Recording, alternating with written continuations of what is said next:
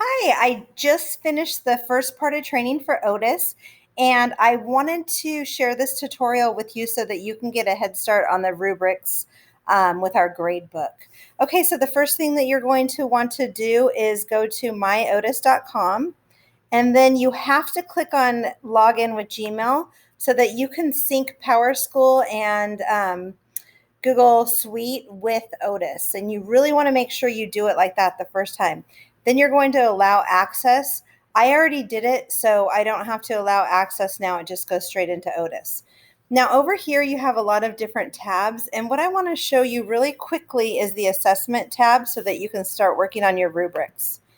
Once you click on assessment, it's going to bring you to this page, and you're going to click on create an assessment.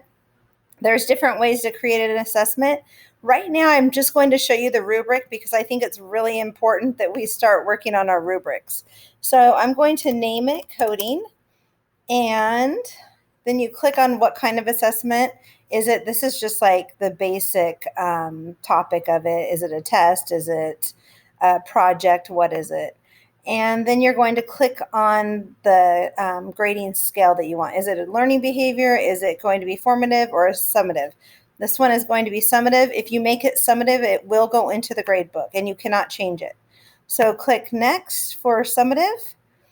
And as you can see, when we click on this screen, you are presented with the first row of your rubric. So for time's sake, I already started another rubric, and so I'm going to go back and show you what I started doing. So for logo design, you can see I started copying the information from my rubric and pasting it into here.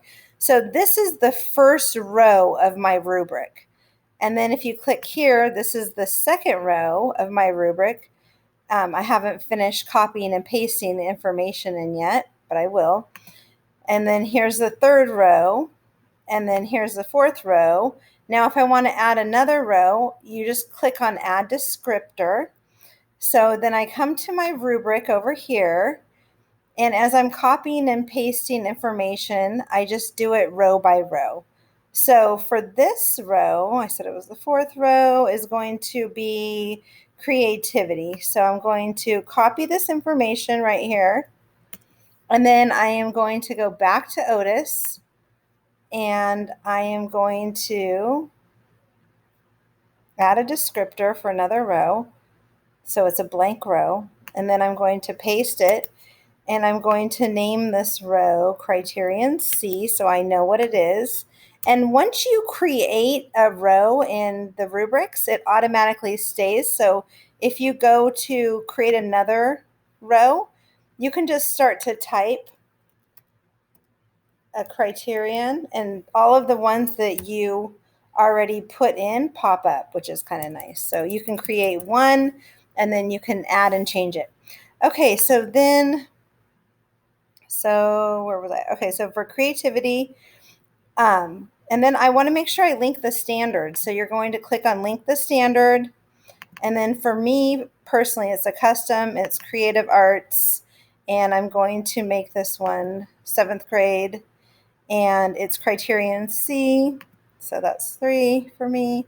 And then I'm going to link the standard to the rubric so that when I go to grade the students' projects, when they submit it onto Otus, just like they would submit it into Google Classroom, I will have their own individual copy that I am able to look at and grade, and it gives all of the different numbers right here for grading right next to the project, so you can easily click it as you're looking at the student's project. And so that's why I wanted to make sure that everybody got a head start with putting their rubrics into Otus. It automatically saves, so you don't have to save it, and you don't have to worry about assigning it right now. I would just highly recommend, if you want to start doing anything in Otus, that you start putting your rubrics in. All right, my free session is about to end, so I don't have any more time. Feel free to email me with questions, and there will be a lot more training to come. Have a wonderful day.